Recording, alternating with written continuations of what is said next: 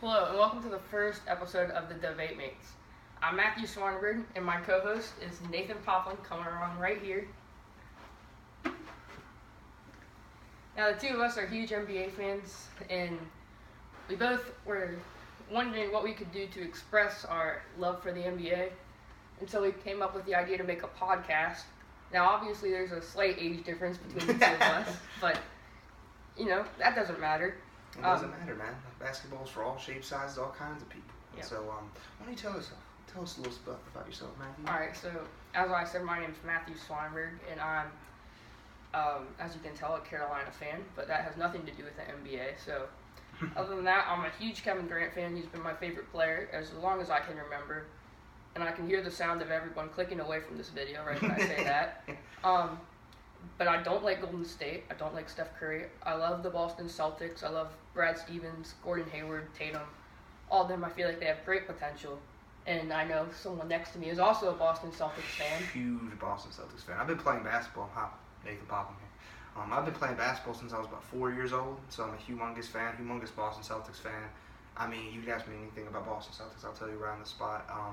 My favorite player of all time is, this might be surprising, but I'm a huge Ray Allen fan. Because I'm all about my shooting. That's what I've been working on my entire life. So I'm a huge Ray Allen fan. The Boston Celtics right now, hopefully 2018, 2019 championships. Let's hope some injuries go down. Like 3 Warriors go down. Let's hope and pray. I think Jason Tatum has the most potential on that team, in my opinion. Kyrie's in his prime. Hayward still in his prime. Horford exiting prime. So, I don't know. What do you want to talk about first, Matthew? Well, the fans want to hear. Using the Celtics as a segue, we can go into the Kyrie Irving big news coming out of Boston, which is he plans on re-signing with the Boston Celtics. Absolutely, baby. I think it's the best decision he could make, because when you look at the teams with most potential, of course, there's the Rockets. I mean, he thought about signing with the New York Knicks, but I don't see any real potential. I don't see any real championship magnitude happening there. So, yeah, I think it's a great re-signing for us as Celtics fans, a great re-signing for him. We're going to win a couple championships in the next 5 to 10 years. We're the kings of the East, which is another topic we're going to discuss. Segue, baby. Who are the new kings of the East? I think it's the Celtics without question. I agree with that. Everyone else has been talking. I have a bunch of Raptors fans I hang out with, thinking Kawhi is going to change everything. But I'd like to get into that Kawhi thing, if you don't mind. That's all right. The Kawhi, yes, top 3 player when healthy, before injury. But you don't know what kind of Kawhi you're getting back. First of all, you trade away like the heart of your team in DeRozan, the Spurs, which is going to make him better. And then Kyle Lowry obviously does not want to be there because he's dodging calls from the owners and the general managers. So next year he's gone. And Kawhi's gone too, in my opinion, because he wants to play in LA. And I think when we were talking about the Celtics, you now have confirmation of a star signing back, and that takes away a lot. That takes a lot of ease off of the coaching staff, off of the GM. Sure, you still don't know if Al Horford's going to resign after the season. I believe Al Horford will resign. But even then, if he leaves, you still have a lot of great parts, whereas the Raptors, they have to worry about handling someone who seems like a prima donna as of last season. I mean, it could potentially be they lose all 3. You've already lost DeRozan. Imagine losing Kyle Lowry this season to free agency and Kawhi. Because Kawhi, he didn't necessarily say he wanted to play with the Lakers. He's hinting at the Clippers a little bit. So basically after this year, I believe the Raptors are in total rebuild mode. Yeah. It's championship or bust. Plus, Nick Nurse is the new head coach. It's his first season as a head coach. Yeah, and so Dwayne Casey, I don't know if he did a great job with the Raptors. He obviously made them a contender. I think, every time he was with them, I think Brad Stevens was robbed for Coach of the Year, by the way. Because if you look at his statistics, every year we've gotten statistically better. I know we're a little biased, but you know what? We're going to try to be as unbiased as we can be. I don't know. How do you feel about Dwayne Casey signing with the Pistons? I feel like it's really not going to make that huge of a difference. Cause I don't think the Pistons are very. I don't think they have much talent this season. I honestly think they could compete for an AC because I don't think Cleveland's going to be making the playoffs. I disagree with you. But you think Cleveland's going to make the playoffs? I think they have a chance because if you're looking at it, you got, as we were talking to the Kings of the East earlier, it's really an uncontested battle for that because you have the Celtics who are obviously going to make the playoffs unless a lot of people get injured. I mean, I'm just excited because we took LeBron to a Game 7 without Kyrie or Gordon Hayward. So once you integrate them back into that system, it's definitely a finals team. Now, I believe the Celtics right now, even if we don't win the finals, which we will, we'll take Golden State to at least a game 6, in my opinion, because there's no way we're getting swept like the Cavs, and then, trash ass Cavs. So, and then obviously you have the Raptors, who will most likely make the playoffs. You have the Bucks. Bucks are looking good, and I'm excited to see what Giannis does with an actual big man who can play. Because the signing of Brook Lopez, in my opinion, was a great signing for them. But who else do they really have? That's what I'm thinking. Middleton. Chris Middleton is a he's pure going to be shooter. good this year. I think he's getting up there. I think he's underestimated. Like a lot of players, I go through so many players underestimated. But I don't know about you, but I absolutely despise Eric Bledsoe. Yeah. I think he's no good. I think he's solid, but I don't think he's a point guard that you can have take your team to like an even conference finals type deal. He got outplayed by scary Terry Rozier last year in the first round, and obviously demolished. Terry Rozier played a lot better than most were expecting him to. Well, yeah, Brad Stevens is good at getting people to step up. It's kind of like, I don't know if are you a Patriots fan, football-wise? No, I don't like the Patriots. You don't like that's my team. When you look at Bill Belichick, you can hate him all you want, but he makes sure. Look at the crappy guys the Patriots have defensively, and they actually are performing pretty well. So I think it's a compliment to Brad Stevens that he can get the best out of mediocre players. Like some players like that, I wouldn't be good in any other teams. Do you think Marcus Smart would be like the best hustler on any other team? I think he'd still be a dog on defense, but I don't think he'd have the same worth that he has now as a Boston Celtic. I also don't think he'd get as many minutes. Yeah. There's a new signing from China, Brad Wanamaker. I've seen him play about like 3 minutes, and he's an okay shooter, okay? But I don't see any quality defensively, which kind of made me question this thing. I like the Robert Williams pick. Did you watch the draft? I watched a bit of it. Did you see who we picked up, or Robert Williams at Texas A&M? Yeah. He looks pretty phenomenal, and I think he could be the heir. If Horford does leave, I think he'd be a perfect one to just slide in there. But anyways, back to the Milwaukee Bucks. The big problem is they're not surrounding Giannis with any talent. The big problem is they're not surrounding him with any shooters. They need another. They have Middleton, correct, but they need another 3-point shooter who can show up. Because Middleton was the only shooter that showed up. Yeah. Bledsoe didn't show up. Who was the other dude? Who's the best shooter they have besides Middleton? Probably Jason Terry. Jason Terry, top 10. And he's probably gonna. He's retiring towards the end of his career. I can promise you that after this year he's gone, because there's I don't even know if he re-signed with them. Did he? I think he might have signed with the Lakers. Not sure about that one, but But yeah, honestly, the other Brook Lopez is probably one of their best shooters. Best shooting big men, and then I think Giannis. Have you seen his 3-pointer recently? He hit 1 3 in the preseason. I'm not getting too worked up about that one shot. See, Giannis is one of my favorite players right now. If he can hit a 3-point shot, if he can get a solid 40% from the 3-point line and just mid range, I think he'd be he'll be a top 3 player, up there with KD and Anthony Davis, who is already established to me as a top 3 player. I don't know about you. Yeah. Anthony Davis, baby, who also might be signing with the Celtics this season. So that's championship right there. Right. I mean, but I'd like to think about that. So for all you fans out there, Anthony Davis is either considering the Celtics or the Lakers. Playing with LeBron would be, I think, is hazardous. Because this all brings me back to that. No, I'm sorry, you haven't been talking very much, but this all brings me back to the MJ versus LeBron debate. Who do you think's better, MJ or LeBron? I think I obviously didn't grow up in the MJ era. Mm-hmm. So I can't really speak much to that debate. Because we've seen LeBron play, but we haven't really we've seen films of MJ play. I don't hate you say LeBron's better, but I like to point out that not only is it 2 different positions, shooting guard and small forward, bigger frames, but also a different era. So MJ played in a more rough, more physical era that LeBron I don't think would survive in. But I think MJ could survive in this league. That's the thing. MJ just made players around him better. That's what he could make. He made little Steve Kerr a top 3-point shooter, man. He made everyone. LeBron seems to taint everyone he's around. Look at Kevin Love, man, coming out of Minnesota in his prime, and he doesn't look like himself anymore. That's why I'm excited to see if he returns to old Kevin Love status. And speaking of LeBron making his teammates better or possibly making them worse, he's with a team where he's going to have to try to make a lot of players look better because this team was not a playoff team last year. They were an 11th seed. They started showing a little potential towards the end of the season, towards the last 20 games. But I just feel bad for Luke Walton. Luke Walton, did you know Luke Walton was also drafted in the same draft as LeBron James? And now he's going to have to deal with two egos, one being LeVar Ball, obviously, who a lot of people love to joke about. But seriously, behind the scenes, he's got obviously I'm not behind the scenes, but behind the scenes I can gather that he's probably the classic soccer mom of the NBA. He's a classic example of like a black father that's there too much. He's just always there. But I think you got a lot more egos than two. You got Rajon Rondo, who's big-headed. You got Michael Beasley in there. You got JaVale McGee, who's really hot-headed. Of course, you have Lonzo, who thinks he should be the starting point guard. But I don't know about you.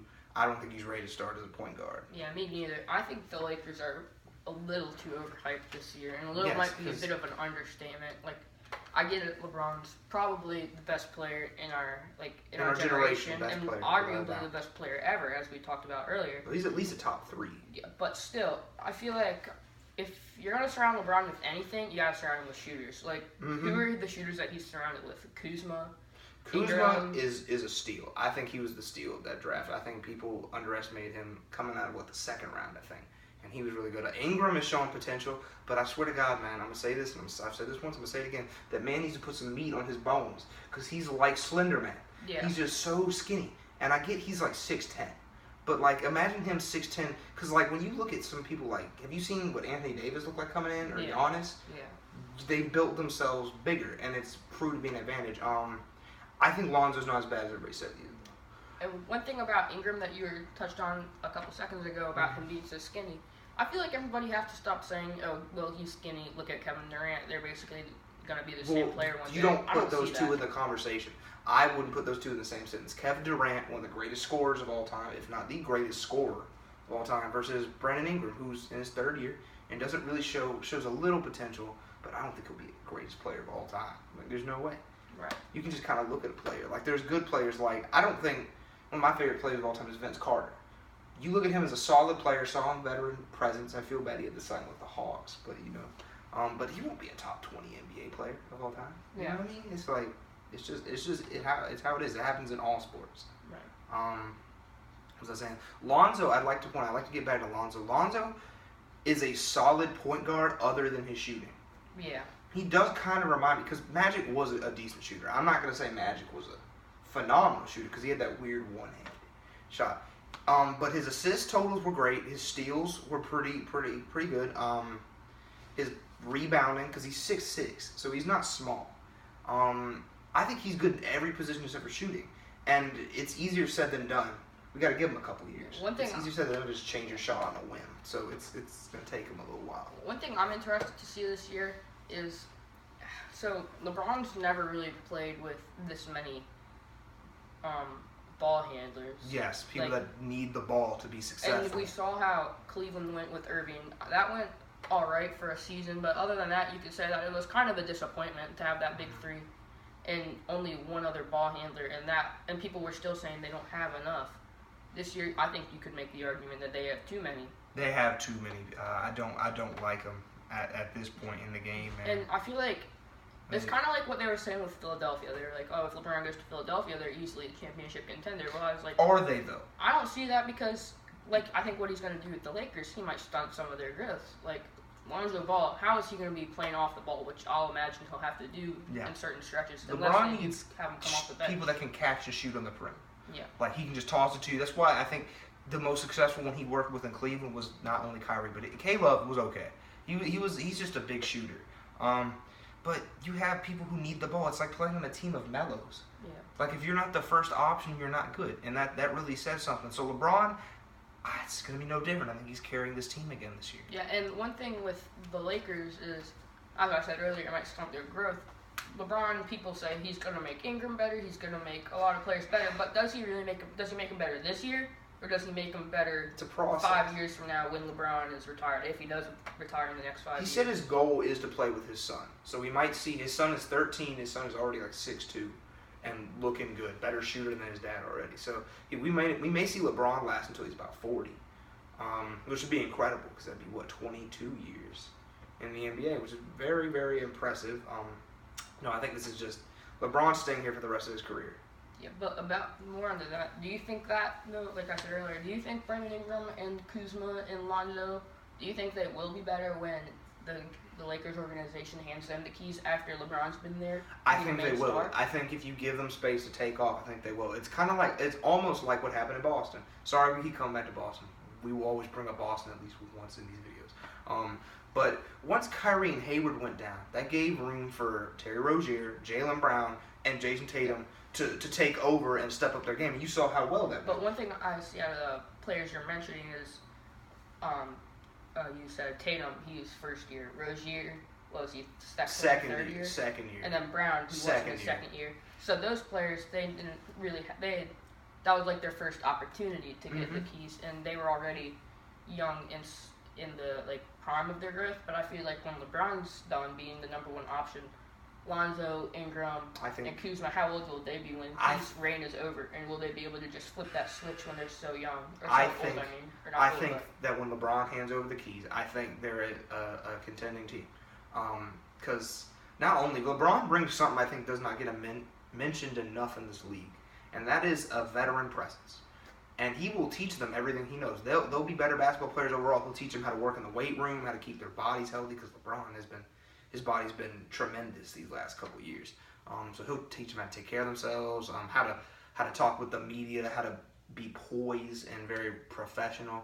I think he brings a lot of help to this team, and when he does eventually leave, which probably the next 5 to 8 years, somewhere between that, I think they'll be ready to take over. I think they might even be a top 3 seed. All right.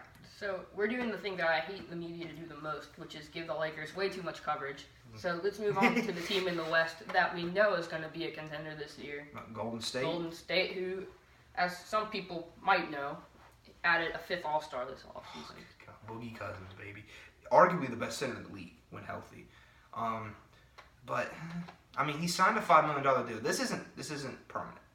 He's gone after next season. This is just to kind of show, hey, I'm worth big money. And that brings up a question, Michael, where would he fit in? What's a team? Boston. I mean, no. But, I don't know, a team that could probably use him off the top of my head? Well, I've seen speculation that he could join the Wizards next season. Wizards.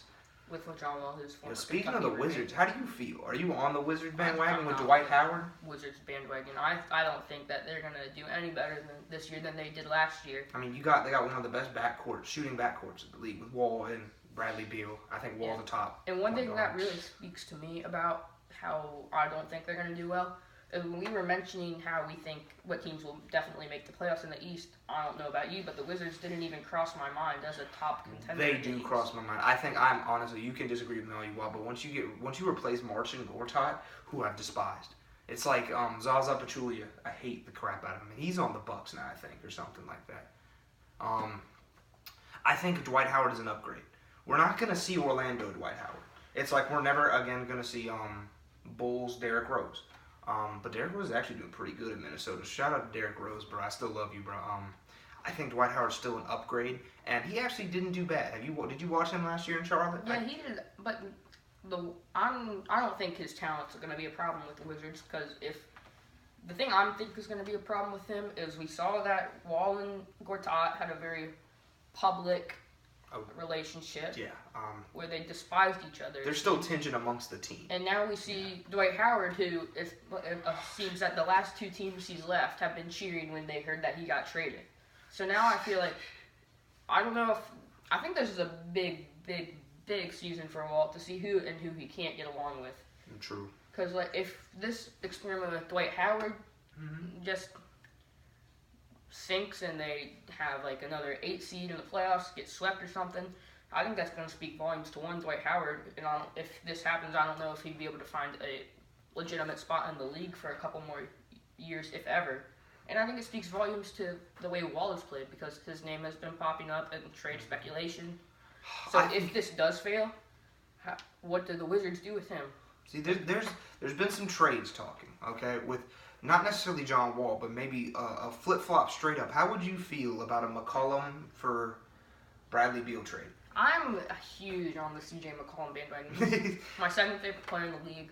because when I played, and I don't really play much anymore, he reminded me of myself because I wasn't very quick, but I was kind of just herky jerky, like. Very good shooter. Yeah. Very good shooter. And, Always valuable to have. The thing about CJ, I don't know how well he and Wall would fit together because I think CJ would be great in a position where he gets to handle the ball. Mm-hmm. And as the Blazers have shown, you need more than a star backcourt to win a playoff series. It's very true. You need in this day and age, you need at least 3 All-Stars. Right. Which is why I'm also what was I gonna say? Crap. I don't know about you, but I'm a humongous Dame Lillard fan, and the idea of him playing with Bradley Beal, who in my opinion is better than C.J. McCollum, athletically, maybe not a better shooter. You could put that up for debate, but I'm curious to see if Dame Lillard and Bradley Beal would work together. Also, speaking of the Blazers, all they're missing, because they were a 3 seed last year, all they're missing is a shooting small forward or maybe a big man to help them out. Yeah. Like, I like Nurkic, okay, and he's a B+ center, okay, but there were talks about K Love going to Portland, which I thought was amazing. Honestly, I think he'd shine there, and I think they're just missing one little piece. Because I'm on that trail. I love the Celtics, but I love the Trailblazers. All right, so let's get back to the topic that started this, which might be depressing for some people to listen to. But the Golden State Warriors. The Warriors. See, I'm gonna throw out a very unpopular topic here. Okay, and that's everybody hates Golden State right now because they're a super team, correct? Right. All right. But I can't really hate on Golden State because logically you gotta think if it was the Celtics who had the super team. Last 3 rings in the next 4 years, would you maybe complain? No. Exactly. So you got to think of it in that way. If it was your team, you wouldn't really be too upset. You wouldn't be like, oh no, I hate 5 All-Stars on one team. It's unfair. If it was the Celtics, you would be saying that. You'd be like, go Celtics. Yeah. Just like we always are. So I can't really hate on them, but God, I wish it's ending soon because they're not gonna be able to pay. And one thing I think everybody is a huge reason they signed DeMarcus Cousins, and this. I feel like a lot of people say this might be bad for him because of the chemistry might get a little, it might get tainted a bit. Mm-hmm. But I feel like it's a good move because as we saw last season in the Western Conference Finals, Mm-hmm. if the Warriors hadn't lost Iguodala, they would have probably won in 5 games. And now you're bringing in another playmaker, which is I think something that they really missed when Iguodala went down. Iguodala is the backbone. There's always that backbone of that team. They're not necessarily the starter. There's just that one, but speaking of that, Houston Rockets, if Chris Paul played that game, Golden State would have been in that finals. I'm just letting you know right now. Yeah. It showed how much they missed Iggy. Hopefully he plays the rest of his career there because I love that fit. Yeah, and I think DeMarcus Cousins going there just brings in a 5th ball handler in case something like that happens again in the playoffs. Let's also talk about, because Golden State is going to downfall this year. Like I was saying earlier, they cannot pay everybody. They can't max contract and super max everybody, okay? So I think this is the final year of their supreme. The dynasty, yeah. If they get a ring this year, that's it. I've been circulating through some trades and been doing some research. How would you feel if Golden State trade away Clay, Draymond Green, 2 first-round picks for Anthony Davis? Put KD, Curry, and Anthony Davis all on the same team. How would you feel about that? I would think that it's not necessarily a great idea because KD could leave next season and Anthony Davis could leave. But then again, Clay and Dre could leave. Clay needs to go. Clay and Draymond are the people, I guess they're the most indispensable. So they could be gone. Clay wants to play in Golden State for the rest of his career, but I don't think he will. There's not going to be enough money. I think he's realizing what his worth is, and I'm starting to think of teams that would welcome Clay in, like the Bucks.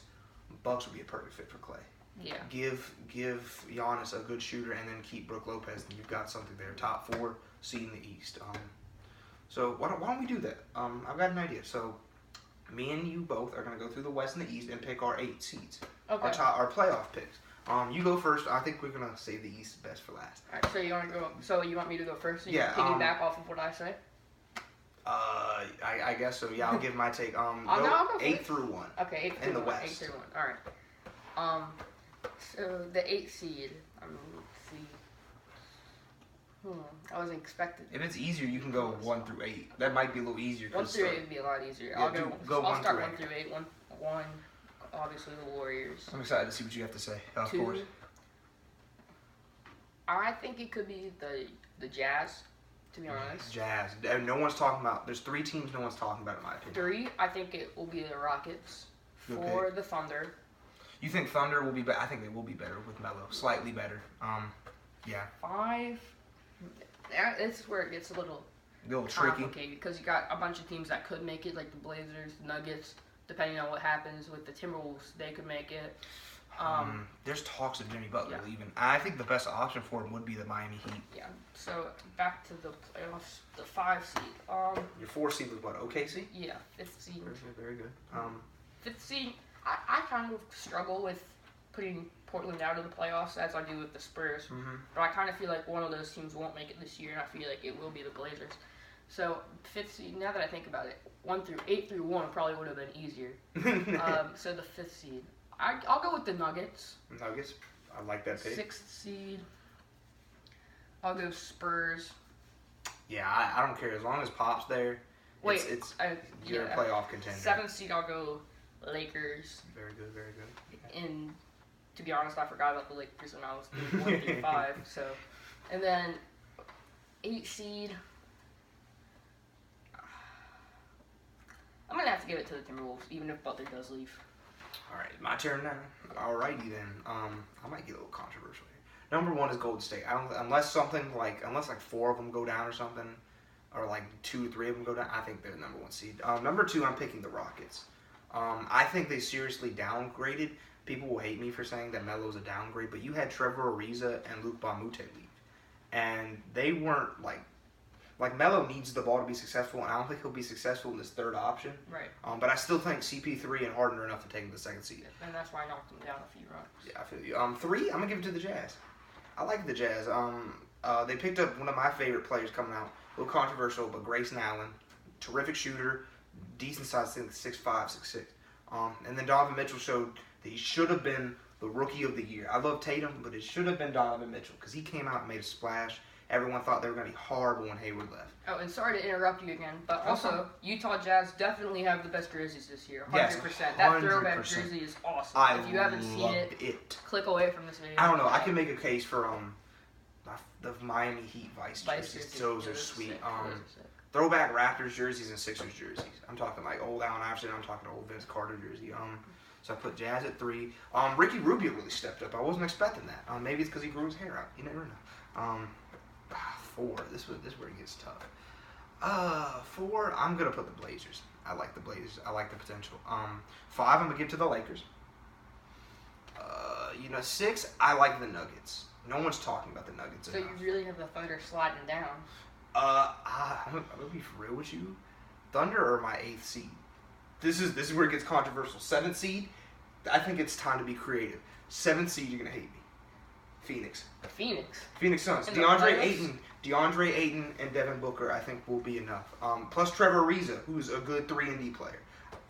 You know what? It's fun to take risks. So I think my prediction: Phoenix will take the 7th seed. Over the Thunder. Over the Thunder. All right.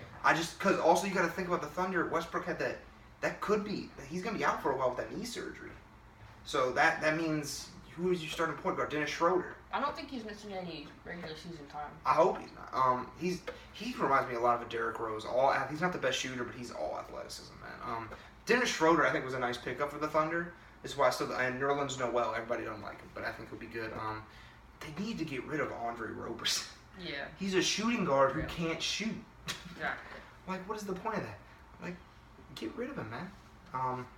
Shout out to my man Andre Roberson, though. He's dating the really cute girl from 2K, the Rachel Gamita. So shout out to my man, you the man.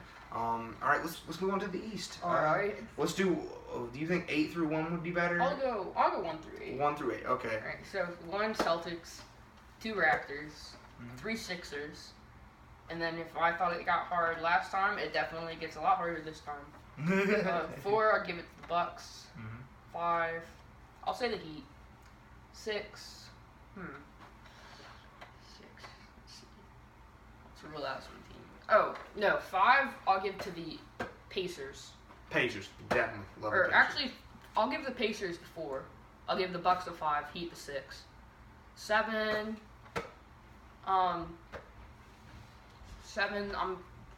thinking of two teams that could or a couple teams that could possibly make it right now. You were saying you thought Cleveland will still make the playoffs. I think Cleveland will still make it, but I see them more as an 8 seed. 8 seed. And then who is your 7 seed?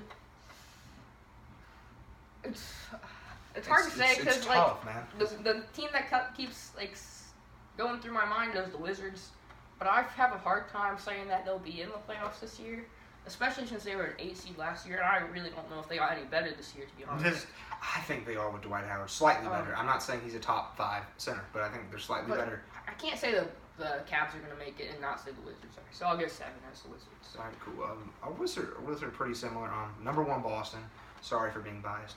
But they are the best team in the East overall, looking at depth. Number 2 is Raptors. 3 is Sixers. 4, Pacers. Pacers adding Tyreek Evans was one of the most underrated things in the offseason.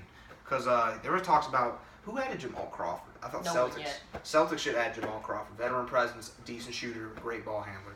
Top 5 ball handler all time, Jamal Crawford? I agree with that. Street baller, man. Love him. 5. Oh, crap. I'm going to give the Wizards 5. You know what? I'm here. Wizards 5, Bucks 6, Heat 7. And then who else could I give the AC to? This is where it gets tough because I got to think. I'm ruling out the Hawks. I'm ruling out the Hornets. Sorry, Kemba. I love Kemba, but there's no way. Speaking of Hawks, they had one of the best shooters in the draft this year, Kevin Huerter, my guy from Maryland. Even though I'm wearing Carolina right now. You know what? AC. Huerter's my guy. We're all about. I picked the Bucks. Controversial. I'm gonna pick another one. My AC is the Chicago Bulls. The Bulls. Chandler Hutchinson, great player coming out of college. Lauri Markkanen, first all-team rookie last year. Great shooter. First fastest to reach 100 threes made. Zach LaVine, when healthy, is a pretty good shooting guard in my opinion. And you still have some young talent. Jabari Parker. Wendell Carter. Great addition. Wendell Carter, great. I think Chicago is definitely going to be the 8th seed in my opinion. I think it's time for Chicago to return at least a little bit to relevancy. So, yeah, that's my thing. I'm trying to think of some teams that you put them over, but none of the teams in the East are popping up to my mind. Yeah, it's hard.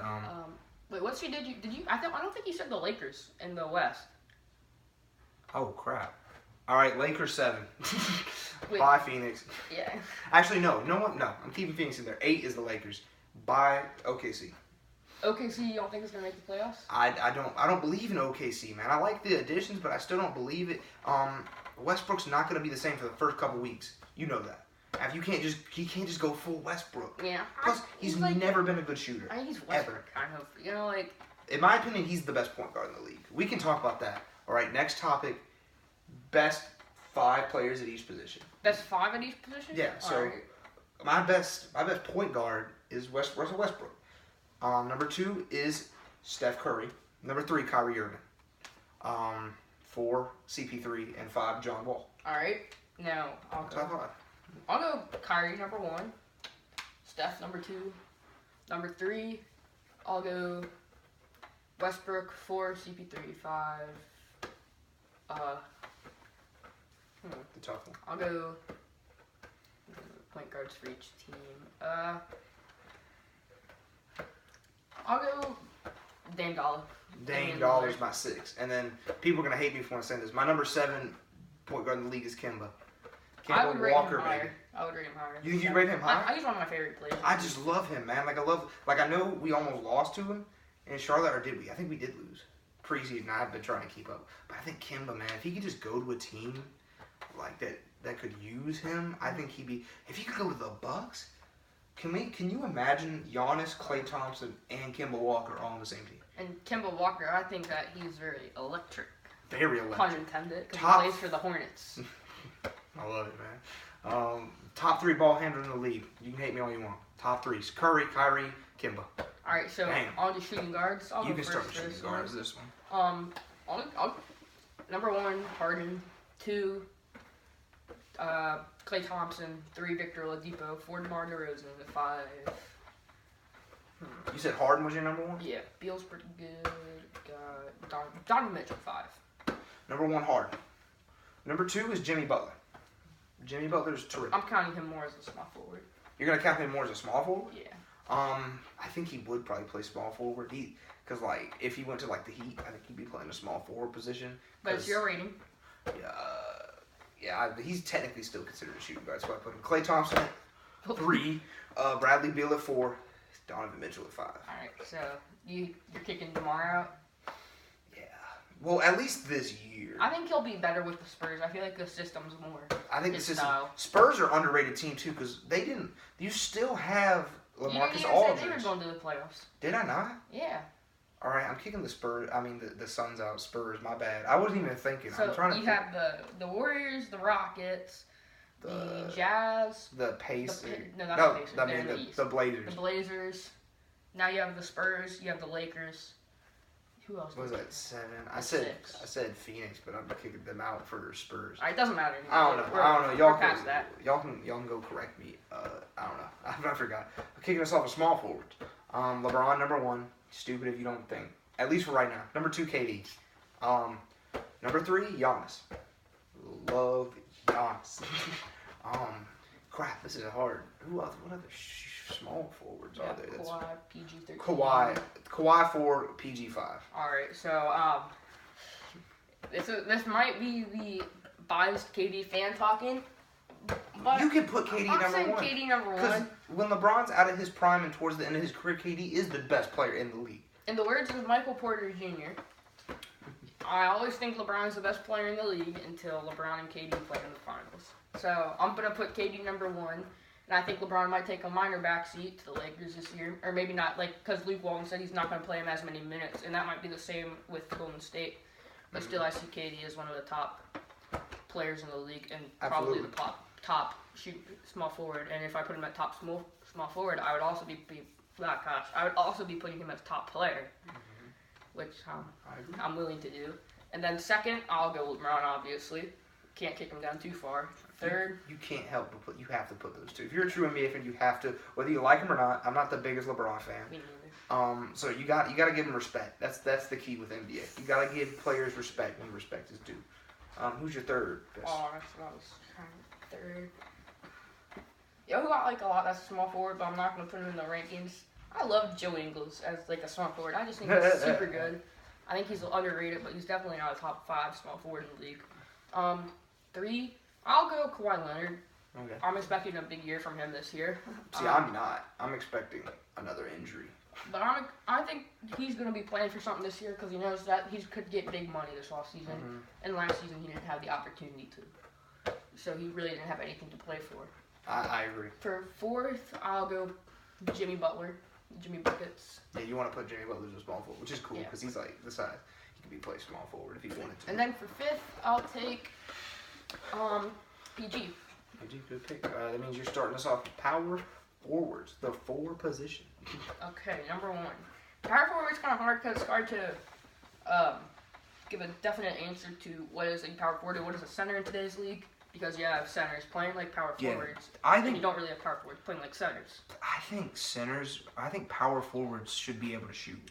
That's the difference between a power forward and a center to me. I think a power forward should be able to shoot at least a little bit better than a center.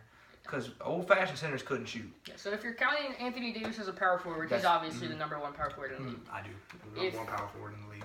I mean, some people even count KD as a power forward, so people are going crazy now. If KD wanted to, he could play a center. Yeah, so then I got Anthony Davis as number 1. Since I didn't say Giannis for small forward, I'm going to say he's a power forward. Okay. And put him as number 2, because I really don't think Giannis has a true position in the league: point guard, shooting guard, small forward. He did play point guard for a little bit, which is hilarious. 3rd, I think it used to be Blake Griffin a couple years ago, but now I feel like that's kind of done and over with. Going to the Pistons was the worst decision, the worst trade, I think, because Blake Griffin was so much better in LA. 3rd, Kevin Love. He's one of my favorite players in the league. I think he's awesome. 4, I might honestly have to go Jason Tatum. If he's considered the power forward. He would have to play power. When you look at the Celtics lineup, he is playing power forward. Because Gordon Hayward, small forward. And I'm going to switch back to small forward real quick. I'm putting Hayward over Paul George. Okay, true. And then, I think I said Tatum was the 4th best power forward. 5th best power forward in the league. Kind of have to go Draymond Green. Arguably the best defensive player in the league with Kawhi. Number 1, Anthony Davis. No question in my mind. This is a tough one. Oh God. You know what? Number 2, I'm gonna put Jason Tatum. Controversy. Crap. Number 3, best power forward in the league. This is hard, bro. I gotta think of all the teams real quick. I don't know. Crap. You got an easy pass because you put Giannis up in there. You got number 3 best power forward in the league. I'll give it to Draymond.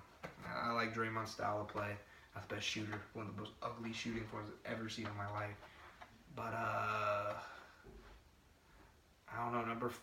I'm just saying this because I can't think. Number 4, Lowry Markkinen. I'll give it to Lowry. God. And you know what? No, hold up. Let me get rid of. I'm not thinking straight, bro. Lowry Markkinen is out. K-Love at 4 is what I said. Yeah. And then 5, I'll give it to Melo because I think Melo could play power forward. I think it's Melo.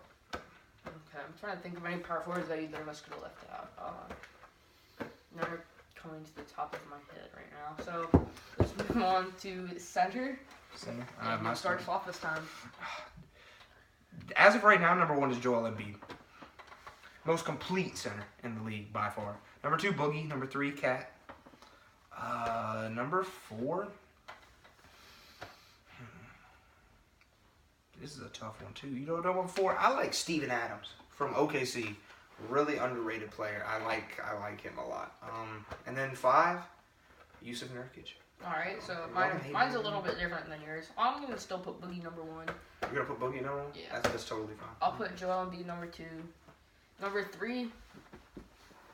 I'm trying. Who did you put number 3? I put 3. You Cat. Number 3. Cat's one of my favorite players. I'll go 3, Cat. Mm-hmm. And then I've always kind of thought this player is overrated, but now I'm starting to kind of realize that he's not. I'm gonna say Rudy Gobert number 4.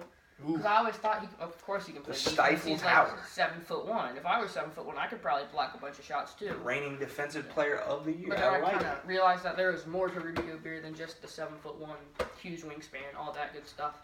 So I'm gonna rank him as the 4th best center in the league. And then for number 5, I'll go Clint Capella. A little off the board. Oh, I just realized Clint Capella was really good. I just thought I'm kicking Melo out of my power forwards. I forgot about somebody I really like. Number 5, Paul Millsap. Oh yeah. I Didn't love a lot of last Paul season. Millsap, baby. All right, what other topics should we cover today, Matthew? There's so many other topics to do. We could talk about. We don't want to waste it all on one episode. We're already at 42 minutes. All right. 42 minutes in. So So you think we got it all? We're gonna end it after these 2. I'm gonna ask you a question, and then I'm gonna answer the same question. Who had the best and who had the worst off-season moves or off-season in general? All right. This year. I'm gonna try to answer this as quickly as I possibly can. Best. Okay. I might not do it as quickly as I can. That's fine. For best off season, I'll go with the. The tough one is. I'm thinking like the Thunder had a good one because they got rid of Melo, but then again, I still don't see them as a top contender in the West. True. I know who that. I'll go worst first. I think the Rockets had the worst off season. The Rockets? Yeah. Well, when you downgrade they picked up James Ennis and Michael Carter-Williams. Like this team's still a contender, but they lost too much and they gained too little. They lost two primary defenders. And then the best off season. I feel like this answer. It's kind of like it's not the I don't know if it's really the obvious answer because I kind of feel like it is. Be controversial, whatever you think. It's like the obvious answer for me, but I don't feel like it's the right answer, and that is Golden State because obviously they added a 5th all-star. They added Boogie. Yeah. In my opinion, the worst offseason is by the worst team in the NBA, and that's the Atlanta Hawks. Like, what are y'all doing? Y'all replaced Dennis Schroeder with Jeremy Lin. Maybe Jeremy Lin's an okay pickup, but Dennis Schroeder's gone now. So who else do you have? I've never liked Kent Bazemore. I've never been a fan of Taurean Prince. You can make an argument for John Collins, who's actually not that bad. But the best offseason? I'm going to give it to there's 3 teams circulating in my head right now. Actually, I'm going to change my worst offseason to the Hawks because they probably did the dumbest thing this offseason, which is pass up Luka Doncic so they could get Trae Young. I don't think Trae Young's that good. I'm not on the Trae Young bandwagon. Me neither. But you pick up Luka Doncic and another person that flew under the radar, Mr. Irrelevant with the 60th pick to the Mavericks was Kostas Antetokounmpo, Yep. who is taller and has a larger wingspan than his brother. So he could be better than his brother one day. Who knows? Maybe they'll be playing against each other one day. You never know. You know what I mean? Right. So, but the best offseason, when I consider best offseason, I'm thinking moves that help the team forward. So I'm just going to give my honorable mentions. I thought Pacers had a great offseason. I think Nuggets had a pretty productive offseason. Signing of Isaiah Thomas was something we didn't even talk about. Decent backup point guard. And getting rid of that Kind of awful. sad that Isaiah Thomas is in the now decent backup point guard. Yeah, when 2 years ago he was a top 4 MVP finisher. Also, I think they did a good thing at freeing up cap with that Taurean Prince. Kenneth Faried trade, because I like Kenneth Faried, but he was a bad contract. He's never done anything. Yeah, he was a bad contract. He's a good bench player. I think the best Chicago Bulls. I think draft-wise, they drafted one of the best teams, and adding Jabari Parker, signing back Zach LaVine, in my opinion, for way too much money, but they got him back. So look out for the Chicago Bulls and also the San Antonio Spurs this season. I think they're flying under the radar, and they don't really need to be. All right. So that concludes the first episode of Debate Mate. All right. We will. What you want to do the next episode next week, or whenever we have time? We can do it whenever. Thank you guys for watching the probably ones and teens of you. As of right now, I promise I will be big one day. So that's pretty much it. I think we're gonna end it here. Thank you guys for watching, and hope you continue to watch in the future. Debate mates, remember the name.